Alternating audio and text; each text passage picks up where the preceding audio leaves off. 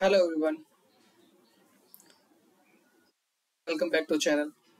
हम कर रहे थे प्रीवियस ईयर क्वेश्चन पेपर, जिसमें हमने पार्ट 1 देख लिया है और पार्ट 2 देख रहे हैं हम यूपीएससी का 2022 का पेपर। ठीक है, जीएस पेपर 1 हम देख रहे हैं। तो अगले क्वेश्चन की तरफ चलते हैं। भारत सरकार अधिनियम 1919 में प्रांतीय सरकार के कार्य आरक्षित, रिजर्व्ड और अंतरित यानी कि ट्रांसफर्ड विषयों के अंतर्गत बांटे गए थे। निम्नलिखित में से कौन से आरक्षित विषय माने गए थे? तो इसमें आपको देखने को मिलेगा कि भू राजस्व, पुलिस और न्याय प्रशासन जो आरक्षित विषय थे, और स्थानीय स्वशासन जो है वो प्रांतीय सरकारों पर दिया गया था। अगला क्वेश्चन, मध्यकालीन भारत में शब्द फणम किसे निर्दिष्ट करता है? इसमें हमारा ऑप्शन हो जाएगा सिक्के। Option B is the correct answer. ठीक है, आगे बढ़ते हैं। निम्नलिखित स्वतंत्र सेनानियों पर विचार कीजिए। उपयुक्त में से कौन गदर पार्टी के साथ सक्रिय रूप से जुड़ा था? तो इसमें स्टेटमेंट नंबर 3, रास बिहारी बोस जो थे वही सक्रिय रूप से जुड़े हुए थे, जो बाकी दो दिए हुए हैं वो नहीं थे। नेक्स्ट, क्रिप्स मिशन के प्रस्ताव के संदर्भ में निम्नलिखित कथनों पर विचार कीजिए। संविधान सभा में प्रांतीय विधानसभाओं और साथ ही भारतीय रियासतों द्वारा नामित सदस्य होंगे। दूसरा, नया संविधान स्वीकार करने के लिए जो भी प्रांत तैयार नहीं होगा उसे यह अधिकार होगा कि अपनी भावी स्थिति के बारे में ब्रिटेन के साथ अलग संधि कर सकता है। तो इसमें स्टेटमेंट नंबर 2 जो करेक्ट है।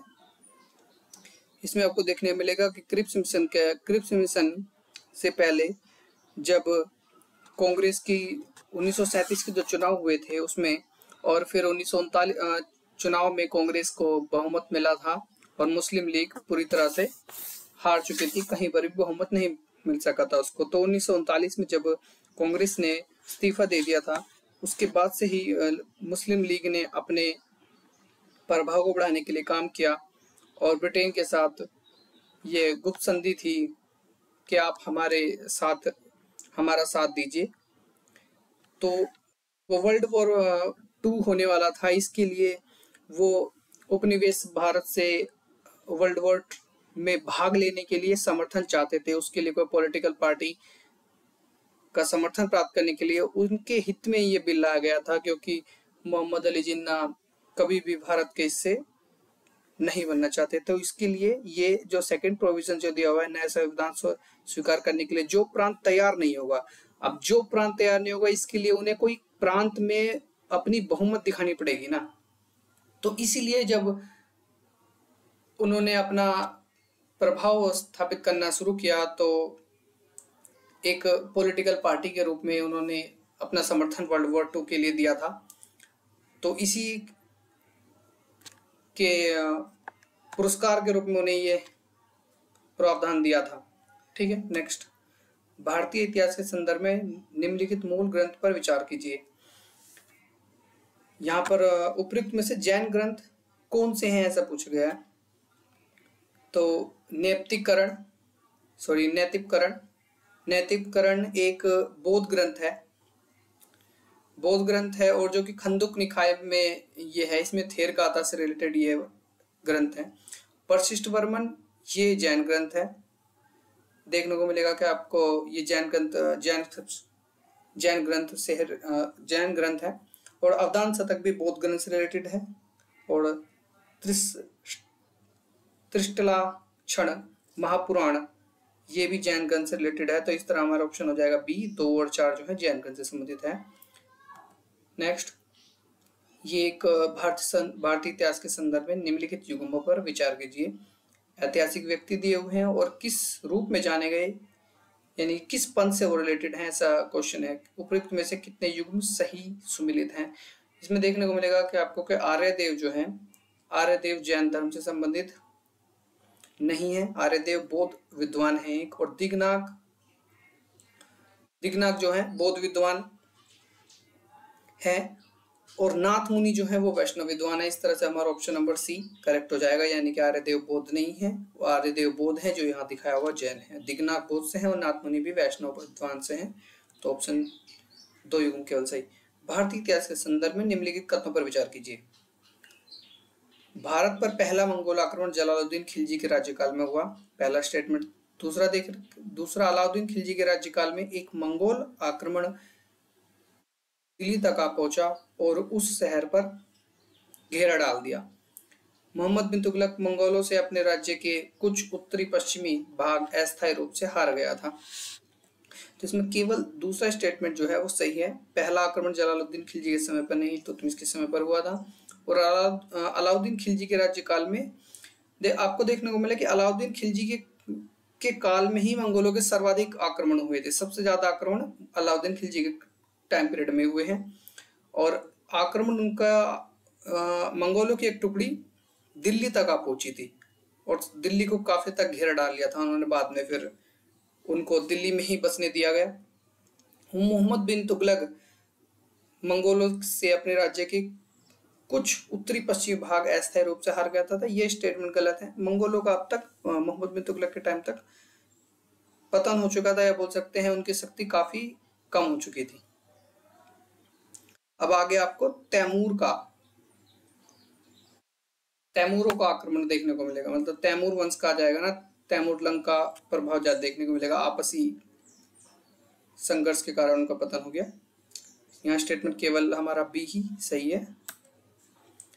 ये भारतीय इतिहास में निम्नलिखित में से कौन कुल्हा दारन कहलाते थे? तो कुल्हा दारन जो इस्लाम पंथ से रिलेटेड थे, जो पैगंबर की पुत्री थी फातिमा से रिलेटेड एक ये वर्ग था सैयद। उन्हें कुल्हा, अच्छा असल में कुल्हा जो होता है उसको एक टोपी, नुकीली टोपी होती है, नुकीली टोपी पहनते हैं, उन टोपी को कुल्हा बोलते हैं। और दारन शब्द इस्लाम अरबी भाषा में है। तो ये सैयद वंश से रिलेटेड है, सॉरी सैयद वंश से नहीं, सैयद वर्ग से रिलेटेड है। भारतीय इतिहास के संदर्भ में निम्नलिखित कथनों पर विचार कीजिए। पहला, डच लोगों ने पूर्वी तटीय क्षेत्रों में गजपति शासकों द्वारा प्रदान की गई जमीनों पर अपनी फैक्ट्रियां गोदाम स्थापित किए। दूसरा, अल्फोंसो दे अल्बुकर्क ने बीजापुर सल्तनत से गोवा को छीन लिया था। तीसरा, ईस्ट इंडिया कंपनी ने मद्रास में विजयनगर साम्राज्य के एक प्रतिनिधि से पट्टे पर ली गई जमीन पर एक प्लाट पर फैक्ट्री स्थापित की थी। तो इसमें हमारा स्टेटमेंट 2 और 3 जो है वो सही है, पहला स्टेटमेंट जो है गलत है। ठीक है, नेक्स्ट क्वेश्चन। कौटिल्य के अर्थशास्त्र के अनुसार निम्नलिखित में से कौन से सही हैं?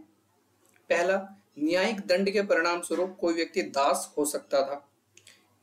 दूसरा स्टेटमेंट, स्त्री दास अपने मालिक के सत्संग से पुत्र जननन पर कानूनी तौर से मुक्त हो जाती थी।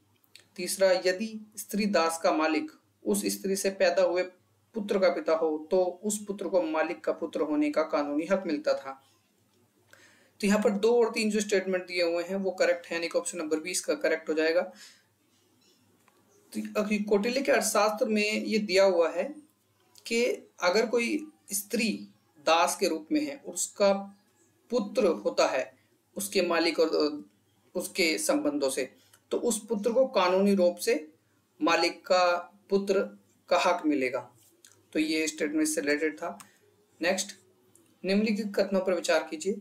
Number 1 statement, US federal reserve की साख मुद्रा नीति पूंजी पलायन की ओर ले जाती है। माफ कीजिएगा, साख नहीं सख्त है, यानी कि टाइट मॉनेटरी पॉलिसी पूंजी पलायन की ओर ले जाती है। दूसरा, पूंजी पलायन वर्तमान विदेशी वाणिज्यिक ऋण ग्रहण वाली फर्मों की ब्याज लागत को बढ़ा सकता है। तीसरा, घरेलू मुद्रा का अवमूल्यन ईसीबी से समृद्ध मुद्रा जोखिम को घटाता है। अब जरा स्टेटमेंट समझ लेते हैं क्योंकि कॉन्सेप्ट बेस है। तो देखो, ऐसे एज्यूम करो कि एक आप एक इन्वेस्टर हो, आप एक निवेशक हो। टाइट मॉनेटरी पॉलिसी का मतलब समझ लो। टाइट मॉनेटरी पॉलिसी का मतलब है कि वहां पर ब्याज दरें अधिक हैं, ब्याज दरें ऊंची हैं। मतलब आप कुछ पैसा, कुछ अपना इन्वेस्टमेंट करोगे और आपको ज्यादा रिटर्न मिलेगा, मतलब कुछ ज्यादा इंटरेस्ट मिलेगा। तो पहला स्टेटमेंट ये कह रहा है कि अगर यूएस फेडरल रिजर्व अगर ब्याज दरें बढ़ाता है तो ये क्या करता है, फ्लाइट हो जाए, ये फ्लाइट कैपिटल फ्लाइट का मतलब है कि पूंजी का पलायन होने लगता है रिजर्व यूएसए की तरफ। ठीक है, दूसरा स्टेटमेंट कह रहा है कि पूंजी पलायन कैपिटल फ्लाइट वर्तमान विदेशी वाणिज्यिक ऋण ग्रहण यानी कि ईसीबी होता है, ये एक्सटर्नल कमर्शियल बोर्डिंग वाली फर्मों की ब्याज लागत को बढ़ा सकता है। अगर आप देखो, आप सपोज करो कि आपने कुछ ब्याज लिया हुआ है और रिजर्व वहां की जो यूएस फेडरल रिजर्व है, वो क्या कर रहा है, ब्याज दरों को बढ़ा देता है, तो डॉलर की डिमांड वहां पर उधर की तरफ शिफ्ट हो जाएगी। तो इस तरह से क्या होगा आपको, जब क्योंकि अभी डॉलर की वैल्यू मान लो 70 है और ब्याज बढ़ाने के बाद डॉलर की वैल्यू में जंप आएगा, तो मान लो कि 83 हो गया, तो फिर उसके बाद में जो ये 70 से 83 का गैप है, ये आपको एक्स्ट्रा पे करना पड़ रहा है ना। तो क्या कर रहा है, ये स्टेटमेंट में यही बता रहा है कि फर्मों की ब्याज लागत को बढ़ा सकता है, विच इज करेक्ट, क्यों मैंने बताया। ठीक है, तो इसका तीसरा वाला है कि घरेलू मुद्रक अवमूल्यन, यानी कि अगर हम ऐसे समय पे अपनी मुद्रक अवमूल्यन करते हैं, मतलब हम क्या कर, ये मुद्रक अवमूल्यन सेंट्रल बैंक के द्वारा किया जाता है किसी देश की, कि अपनी मुद्रा की वैल्यू को कम कर देना। अगर हम अपनी घरेलू मुद्रा का अवमूल्यन करते हैं तो इससे जो एक्सटर्नल कमर्शियल बोर्डिंग्स है, इससे संबंधित मुद्रा जोखिम को घटाता है। अगर हम अपनी मुद्रा को और कम कर देंगे तो हमारे जो करेंसी का गैप है वो ज्यादा नहीं हो जाएगा, तो ज्यादा गैप हो जाएगा तो हमें ज्यादा पे करना पड़ेगा। तो ये वाला स्टेटमेंट तो गलत साबित हो रहा है, तो तीसरा स्टेटमेंट गलत है, 1 और 2 ही सही है केवल। ठीक है, आपको मैंने अच्छे से एक्सप्लेन कर दिया है, बाकी ये केवल प्रीवियस ईयर क्वेश्चन देख रहे हैं, कॉन्सेप्चुअल नहीं है। नेक्स्ट क्वेश्चन, निम्नलिखित राज्यों पर विचार कीजिए, उपर्युक्त में से कितने आमतौर पर चाय उत्पादक राज्य के रूप में जाने जाते हैं। आमतौर पर पूछा गया है, ठीक है, तो यहाँ पर चारों राज्य ही चाय उत्पादक के रूप में जाने जाते हैं। नेक्स्ट, निम्नलिखित कथनों पर विचार कीजिए, भारत में साख क्षमता निर्धारण यानी कि क्रेडिट रेटिंग एजेंसीज भारतीय रिजर्व बैंक द्वारा विनियमित होती हैं, पहला। सेकंड है कि आईसीआरए के नाम से जाने वाली क्षमता निर्धारण एजेंसी एक पब्लिक प्राइवेट लिमिटेड है, कंपनी है। तीसरा, ब्रिक वर्क रेटिंग एक भारतीय साख क्षमता निर्धारण एजेंसी है। ठीक है, तो इसमें हमारा जो स्टेटमेंट होने वाला है वो बी स्टेटमेंट से हो जाएगा, क्योंकि ये रेटिंग एजेंसी है, रेटिंग एजेंसीज को आरबीआई रेगुलेट नहीं करता। ठीक है, ये आप क्रेडिट एजेंसी जो होती हैं, जो रेटिंग एजेंसीज होती हैं, तो उनको राजा जो रिजर्व बैंक है वो विनियमित करने की जरूरत नहीं है, इसमें इतना बड़ा कुछ लॉस या दिक्कत नहीं है, तो आरबीआई इसको विनियमित नहीं करता है। ठीक है, और ये आईसीआर एक पब्लिक लिमिटेड कंपनी है।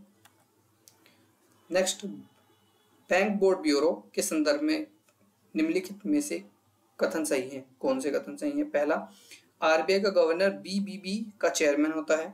दूसरा, बीबीबी ये बैंक बोर्ड ऑफ इंडिया है ना,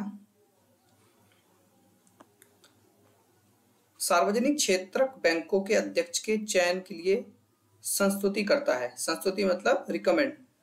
बीबीबी सार्वजनिक क्षेत्रक बैंकों को कार्य नीतियां और धन वर्धन योजना को विकसित करने में मदद करता है। इसका हमारा स्टेटमेंट सही हो जाएगा 2 और 3। जो आरबीआई का गवर्नर जो होता है बीबी का, ये नहीं होता। ठीक है, असल में ये जो होता है बैंकों के उच्च अधिकारियों के चयन के लिए एक बोर्ड बनाया गया है। ठीक है, तो आरबीआई का इसका चेयरमैन नहीं होते हैं। नेक्स्ट क्वेश्चन, परिवर्तनीय बॉन्ड के संदर्भ में बात हो रही है।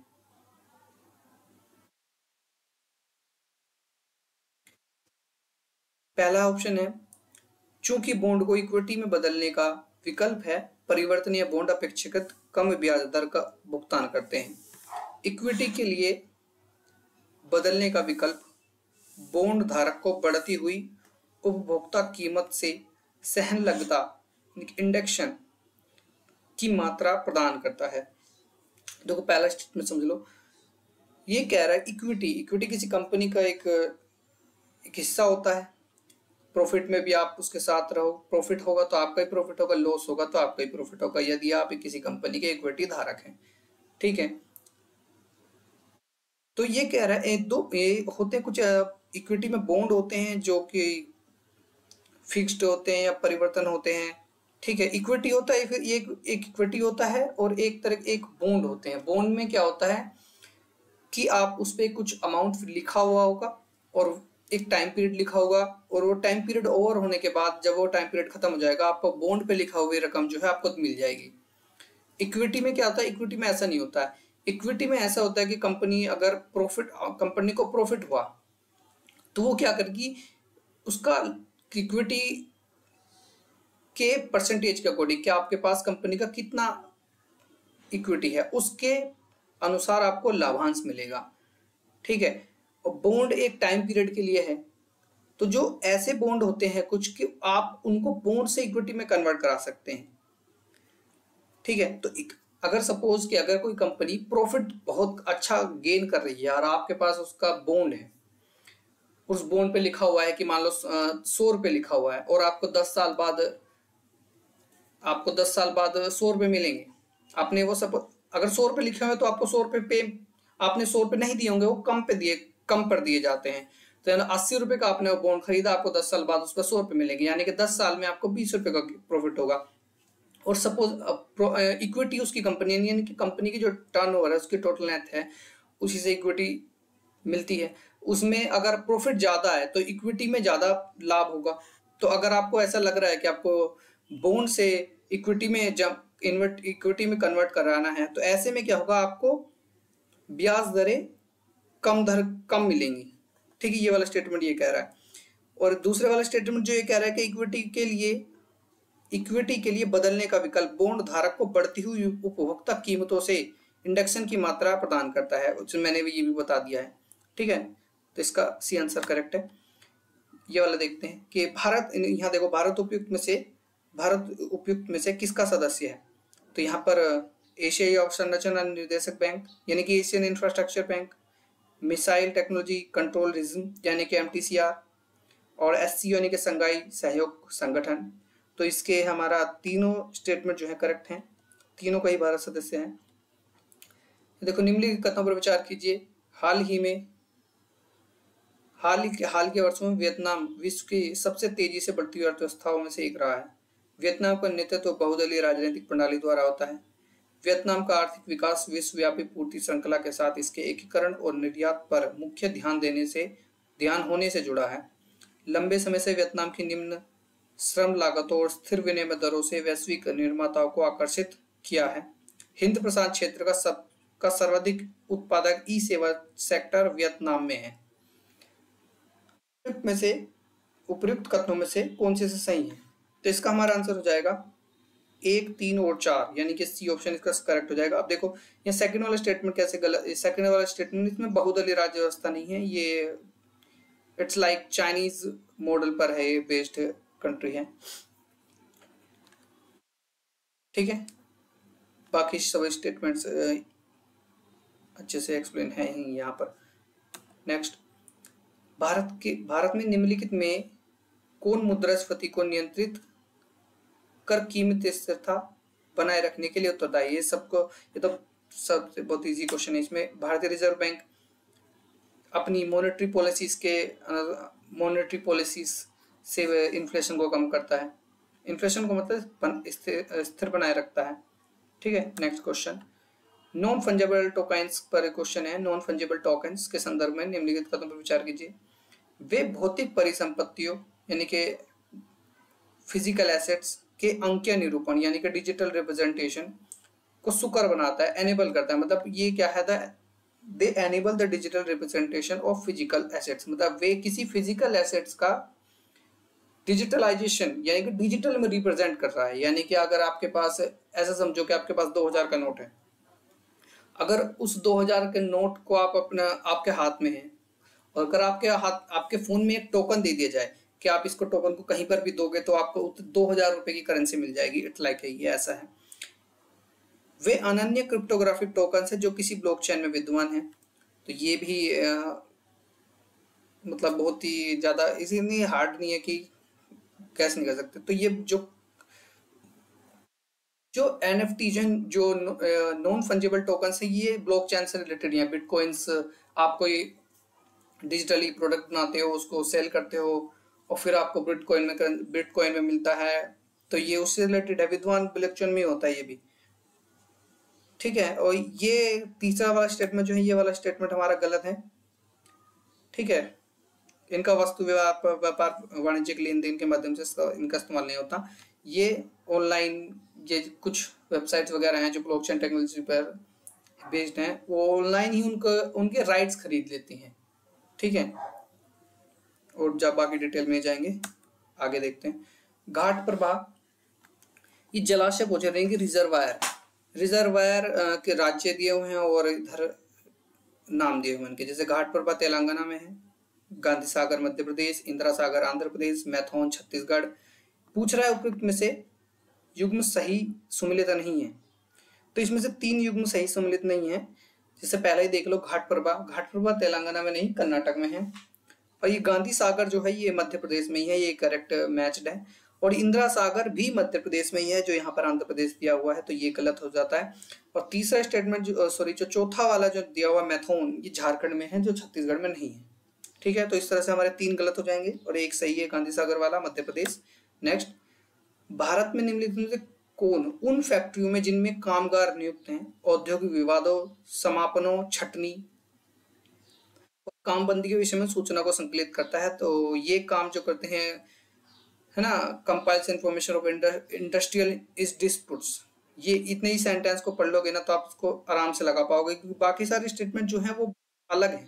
यहाँ पर केवल एक स्टेटमेंट ही सही बैठ रहा है, वर्करों से रिलेटेड, तो श्रम ब्यूरो, ठीक है। बाकी अब देख लो, और कोई मैच ही नहीं कर रहा। भारत में कोयला नियंत्रक संगठन यानी कि कोल कंट्रोलर्स ऑर्गेनाइजेशन की क्या भूमिका है? देखो, पहला स्टेटमेंट कह रहा है कि सीसीयू यानी कि कोल कंट्रोलर्स ऑर्गेनाइजेशन भारत सरकार में कोयला सांख्यिकी यानी कि क्या कर रहा है, स्टैटिक्स, लेखा जोखा, है ना, जो डेटा फैक्ट्स हैं उनका प्रमुख स्रोत है। दूसरा यह है बद्ध कोयला या लिग्नाइट खंड के विकास की प्रगति का मॉनिटरन है, ठीक है। It monitors progress of development captive coal यानी कि लिमिटेड ब्लॉक लिग्नाइट ब्लॉक्स। यह कोयला युक्त क्षेत्रों के अधिग्रहण के संबंध में सरकार की अधिसूचना यानी कि नोटिफिकेशन के प्रति किसी आपत्ति का अनुश्रवण भी करता है, ठीक है।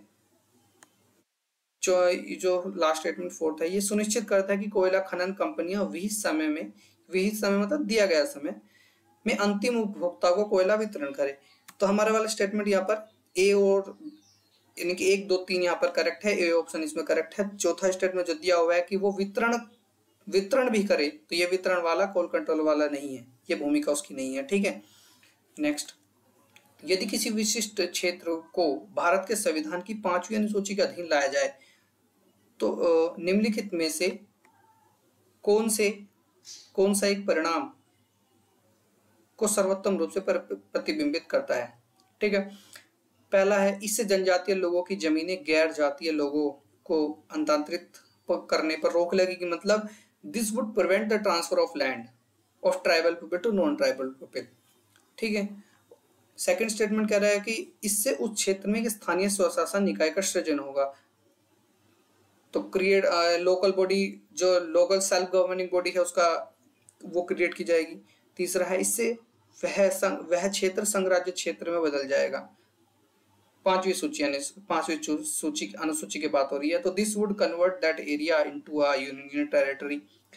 फोर्थ वाला स्टेटमेंट कह रहा है, जिस राज्य के पास ऐसे क्षेत्र होंगे उसे विशेष कोटि का राज्य घोषित किया जाएगा, ठीक है। बहुत ही ज्यादा इधर उधर स्टेटमेंट है, तो इसमें केवल पहला स्टेटमेंट है कि अगर 5वीं अनुसूची के अधीन लाया जाता है किसी विशेष क्षेत्र को, तो वहां की जो लैंड है वो ट्राइबल लोगों की नॉन ट्राइबल पीपल में नहीं ट्रांसफर होगी, वो उस पर केवल क्या होगा, ट्राइबल लोगों का ही उनमें ट्रांसफर की जा सकेगी। तो ये इसका 5वीं अनुसूची का प्रावधान ही था। नेक्स्ट, निम्नलिखित कथनों पर विचार कीजिए। भारत स्वच्छता गठबंधन धारणीय स्वच्छता को संवर्धित करने वाला प्लेटफॉर्म है। ठीक है, यानी कि the India sanitation coalition is a platform to promote sustainable sanitation. ठीक है, और भारत सरकार तथा विश्व स्वास्थ्य संगठन द्वारा इसका वित्त पोषण होता है। दूसरा वाला स्टेटमेंट, राष्ट्रीय नगर कार्य संस्थान भारत सरकार में आवासन एवं शहरी कार्य मंत्रालय का शीर्षस्थ निकाय है और यह शहरी भारत की चुनौतियों का समाधान करने के लिए नव प्रवर्तक हल उपलब्ध कराता है। देखो दोनों स्टेटमेंट्स यहाँ पर रोंग हैं। ठीक है, जो भारत स्वच्छता गठबंधन धारणीय स्वच्छता वाला ये संबंधित प्लेटफॉर्म है, भारत सरकार का ही केवल है, विश्व स्वास्थ्य संगठन का इसमें कोई रोल नहीं है। तो पहला स्टेटमेंट यहाँ गलत हो जाएगा। और यहाँ पर देखा जाए कि national institute of urban affair ये क्या कह रहा है, urban affair apex of body of housing and urban affair in government of India. ठीक है, यहाँ तक तो ठीक है। अब देखो, provides innovative solution to address the challenges of urban India, तो ये काम इसका नहीं है। ठीक है, तो आप पार्सली राइट है, पार्सली रोंग है ये दोनों स्टेटमेंट ही। तो फाइनली दोनों स्टेटमेंट्स क्या हो जाते हैं, रोंग हो जाते हैं। ठीक है, नेक्स्ट बढ़ते हैं। निम्नलिखित में से कौन सा एक पर्यावरण संरक्षण अधिनियम 1986 के अधीन गठित किया गया था? तो अब ये बहुत फैक्चुअल क्वेश्चन आ गया, ये बहुत डिटेलिंग में साथ। तो इसमें केवल सी ऑप्शन जो है, केंद्रीय भूजल प्राधिकरण यानी कि सेंट्रल ग्राउंड वाटर अथॉरिटी पर्यावरण संरक्षण अधिनियम 1986 के अधीन गठित किया गया था। नेक्स्ट, संयुक्त राष्ट्रीय प्रत्यय समिति यानी कि यूनाइटेड नेशन क्रेडेंशियल कमेटी के संदर्भ में निम्नलिखित कथनों पर विचार कीजिए। पहला स्टेटमेंट, यह संयुक्त राष्ट्र सुरक्षा परिषद द्वारा स्थापित समिति है, यूनाइटेड नेशन क्रेडेंशियल कमेटी। इसके पर्यवेक्षण के अधीन काम करती है। सेकंड, पारंपरिक रूप से प्रति वर्ष मार्च, जून, सितंबर में इसकी बैठकें होती हैं। तीसरा, ये महासभा को अनुमोदन हेतु रिपोर्ट प्रस्तुत करने से पूर्व सभी यूएन सदस्यों के प्रत्ययों का आकलन करती है। तो इसमें हमारा केवल तीसरा जो स्टेटमेंट है वो करेक्ट है, बाकी दोनों स्टेटमेंट जो है रॉन्ग है। ठीक है, नेक्स्ट सॉरी, निम्नलिखित में से कौन सा एक कथन ध्रुवीय कोड यानी कि पोलर कोड का सर्वोत्तम उदाहरण? देखो बाकी स्टेटमेंट जो है वो इधर उधर के हैं, बाकी पहला वाला स्टेटमेंट जो है वही हमारा यहाँ पर करेक्ट है।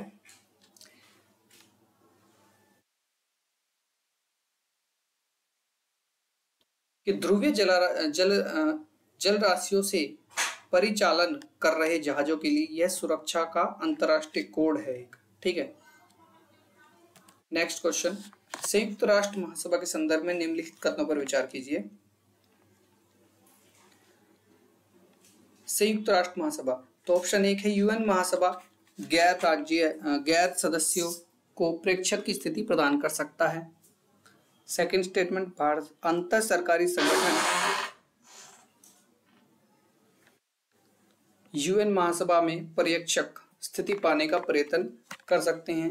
यूएन महासभा में स्थायी पर्यवेक्षक यूएन मुख्यालय में मिशन बनाए रख सकते हैं। तो यहाँ पर हमारा स्टेटमेंट जो है तीनों ही करेक्ट है। ठीक है, नेक्स्ट की तरफ बढ़ते हैं। भारत में चाय बोर्ड के संदर्भ में विचार करना है।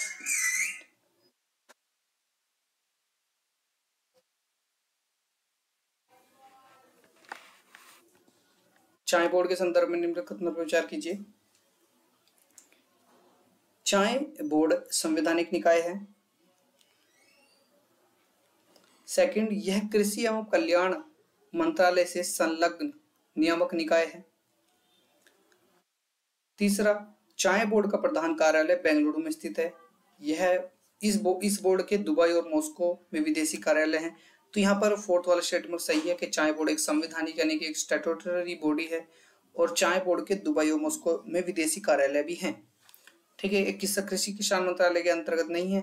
चाय बोर्ड का प्रधान कार्यालय बेंगलुरु में नहीं है। ठीक है, नेक्स्ट क्वेश्चन, एक शब्द है ग्रीन वॉशिंग का सर्वोत्तम वर्णन क्या है? इसमें देखो मिथ्या रूप से यह प्रभाव व्यक्त करना, मिथ्या रूप से यह प्रभाव व्यक्त करना कि कंपनी के उत्पाद पारिस्थितिक अनुकूली यानी कि इको फ्रेंडली और पर्यावरणीय रूप से उपयुक्त हैं, यही इसका करेक्ट आंसर है। कि कोई कंपनी ऐसा फॉल्स क्लेम करे कि उसके जो प्रोडक्ट है वो इको फ्रेंडली हैं, इसी को ग्रीन वॉशिंग बोलते हैं। ठीक है, नेक्स्ट उच्च मेघ, ये देखो निम्नलिखित कथनों पर विचार करने कीजिए।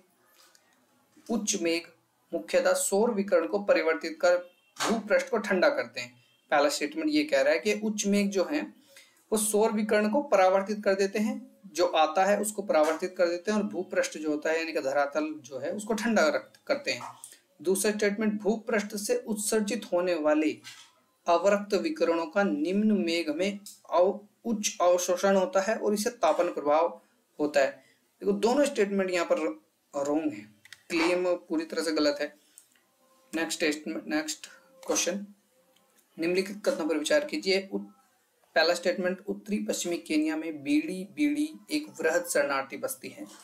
सेकंड, दक्षिणी सूडान गृह युद्ध से पलायन किए गए कुछ लोग बीड़ी बीड़ी में रहते हैं। तीसरा स्टेटमेंट, सोमालिया के गृह युद्ध से पलायन किए हुए कुछ लोग केन्या के ददाब शरणार्थी संकुल में रहते हैं। तो यहाँ पर केवल 2 और 3 स्टेटमेंट सही है, पहला वाला स्टेटमेंट गलत है। उत्तर पश्चिमी केन्या में नहीं है, दक्षिण सूडान के जो लोग हैं वो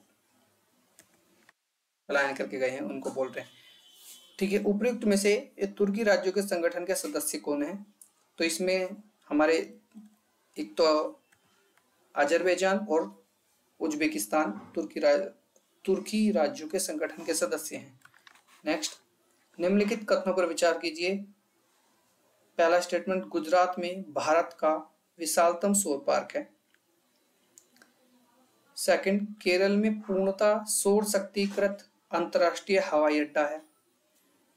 तीसरा, गोवा में भारत की विशालतम तैरती हुई सौर प्रकाश वोल्टीय परियोजना है।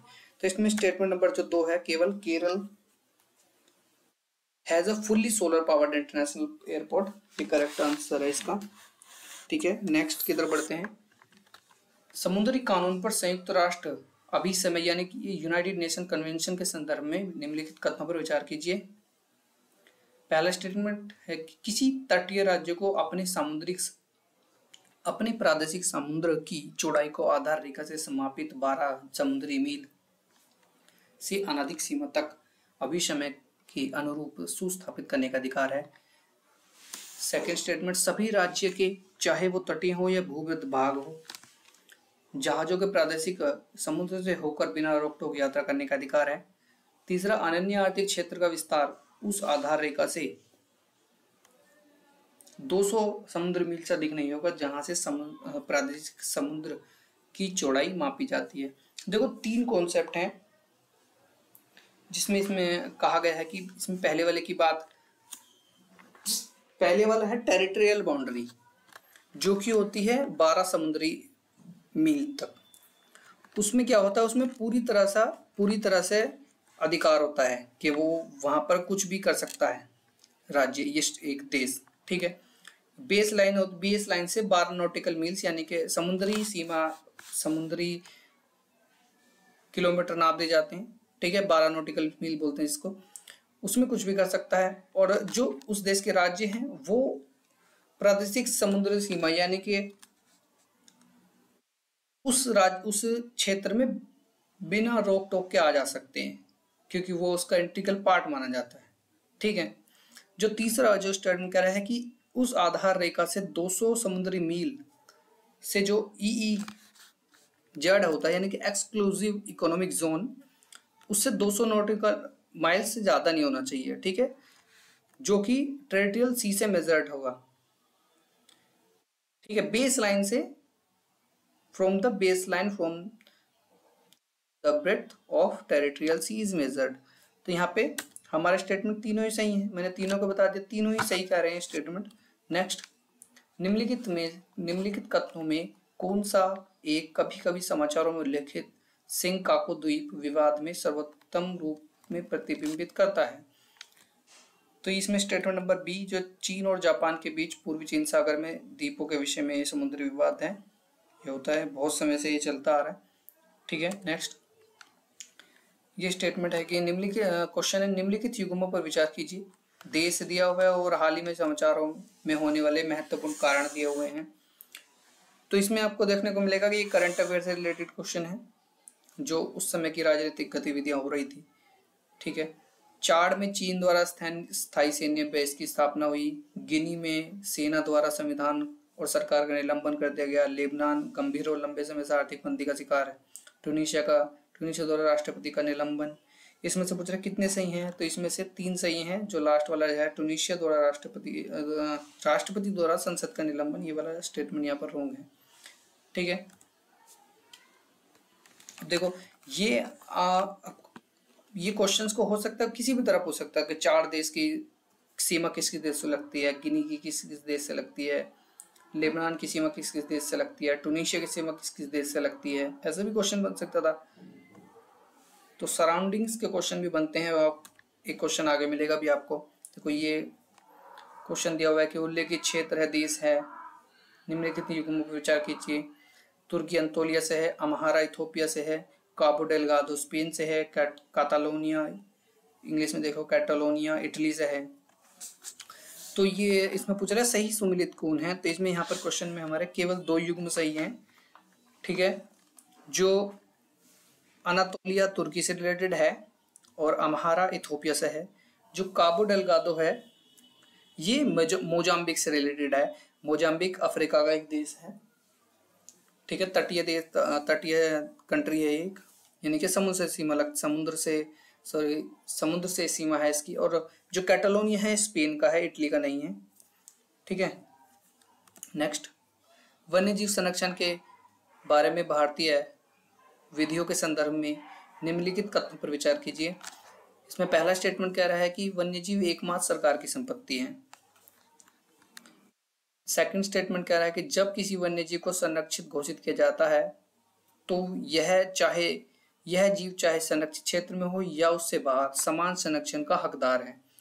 तीसरा स्टेटमेंट कह रहा है कि किसी संरक्षित वन्यजीव के मानव जीवन के लिए खतरा बन जाने की आशंका उस जीव को पकड़ने या मार दे जाने के लिए पर्याप्त आधार है। तो यहाँ पर केवल सेकंड स्टेटमेंट जो है कि कोई अगर जीव को संरक्षित घोषित कर दिया है, वो संरक्षित क्षेत्र में हो या बाहर हो, वो समान संरक्षण का अधिकार है, हकदार है। ये वाला स्टेटमेंट यहाँ पर करेक्ट है। और जो सेकंड वाला स्टेटमेंट है कि संरक्षित वन्य जीव मानव जीवन के लिए खतरा बन जाने की आशंका पर उस जीव को पकड़कर मार देने जाने का पर्याप्त अधिकार है, ये गलत है। ठीक है, सही नहीं है। ये पूछ रहा है कि निम्नलिखित में से किस एक जीव की कुछ प्रजातियां कवकों के कृषकों के रूप में जानी जाती हैं। तो ये कह रहा है कि कल्टीवेटर्स ऑफ फंगाइस कौन है। तो जो यानी कल्टीवेटर मतलब कृषक होते हैं जो उनके लिए खाना पैदा करते हैं। तो चींटियां जो होती हैं वो कवकों के लिए पैदा करती हैं खाना। कुछ प्रजातियां केवल दिया हुआ कुछ प्रजातियां कवकों की, यहाँ पर दिया हुआ है ये स्टेटमेंट हिस्ट्री से रिलेटेड। निम्नलिखित युग्मों पर विचार कीजिए। एक तरफ अशोक के प्रमुख शिलालेखों के स्थान दिए हुए हैं, जो अशोक ने अपने 14 शिलालेख बेसिकली थे और 14 शिलालेख 9 स्थानों से मिलते हैं। ठीक है, वह स्थान जिस राज्य में है ये वो दिखाया हुआ है। 14 आदेश हैं जो कि 9 स्थानों से मिले हैं। तो इसमें पूछ रहा है कि सही युग में सही सुमिलित कितने युग्म हैं इनमें से। पहला स्टेटमेंट धौली उड़ीसा, दूसरा एरगोडी आंध्र प्रदेश, जोगढ़ मध्य प्रदेश, कलसी कर्नाटका। तो इसमें से जो धौली है, धौली का शिलालेख है वो उड़ीसा में ही है, एरगोडी आंध्र प्रदेश से रिलेटेड सही है। तो इस तरह से आप देखोगे कि 2 युग्म सही हैं। और जो जोगढ़ है, जोगढ़ भी उड़ीसा में ही है, जोगढ़ भी उड़ीसा में, धौली और जोगढ़ 2 ही उड़ीसा में है। और जो कलसी है ये उत्तर भारत में उत्तराखंड में है, देहरादून राज्य में। ठीक है, तो कर्नाटक में ये नहीं है। नेक्स्ट क्वेश्चन, यहाँ ये राजवंशों से और राजा से रिलेटेड क्वेश्चन है। तो इसमें कितने युग्म सही हैं ये पूछा है। तो इसमें भी 2 युग्म सही हैं। कौन कौन से?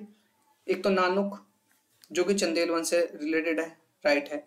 जय शक्ति आपको देखने को मिलेगा चंदेल वंश का ही शासक है। ठीक है। नागभट्ट द्वितीय जो गुर्जर प्रतिहार का है, ये भी प्रतिष्ठित राजा था इस गुर्जर वंश का, तो ये भी सही है। जो भोज है वो परमार वंश का शासक है, ना कि राष्ट्रकूट का। ठीक है, तो समझ में आ गया दो युग कौन कौन से सही है।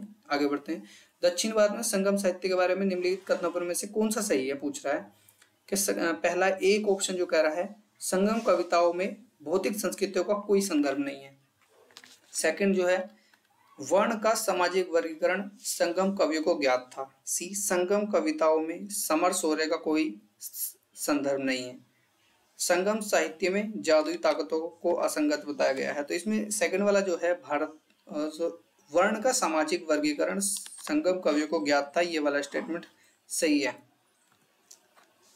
किसके काल में योग वशिष्ठ का निजामुद्दीन पानीपती द्वारा फारसी में अनुवाद हुआ। अब देखो ये याद रखना कि ये पूछ सकता है कि योग वशिष्ठ का फारसी में अनुवाद किसने किया था, तो निजामुद्दीन पानीपती ने किया था। ठीक है, तो हाल ही के अभी फिलहाल इसका आंसर यहाँ पर अकबर हो जाएगा। योग वशिष्ठ का जो फारसी में अनुवाद हुआ है वो अकबर के काल में हुआ है। नेक्स्ट, हाल ही में हैदराबाद में भारत के प्रधानमंत्री द्वारा रामानुजन की आसन मुद्रा में विश्व की दूसरी सबसे ऊंची मूर्ति का उद्घाटन किया गया। निम्नलिखित कथनों पर में से कौन सा एक रामानुजन की शिक्षा को सही निरूपित करता है, तो स्टेटमेंट नंबर ए मोक्ष प्राप्ति का सर्वोत्तम साधन क्या है, भक्ति है। ये वाला स्टेटमेंट इनका करेक्ट है, बाकी सब स्टेटमेंट यहाँ पर गलत हैं। ठीक है। नेक्स्ट क्वेश्चन, हाल ही में प्रधानमंत्री ने वेरावल में सोमनाथ मंदिर के निकट एक सर्किट हाउस का उद्घाटन किया। सोमनाथ मंदिर के बारे में निम्नलिखित कथनों में से कौन से सही हैं? सोमनाथ मंदिर ज्योतिर्लिंग देवों मंदिरों में से एक है, करेक्ट। अलबरूनी ने सोमनाथ मंदिर का वर्णन किया है, तो ये भी करेक्ट है। तो अलबरूनी ने अपनी किताबुल हिंद जो अलबरूनी ने लिखी है उसी में सोमनाथ मंदिर का वर्णन है।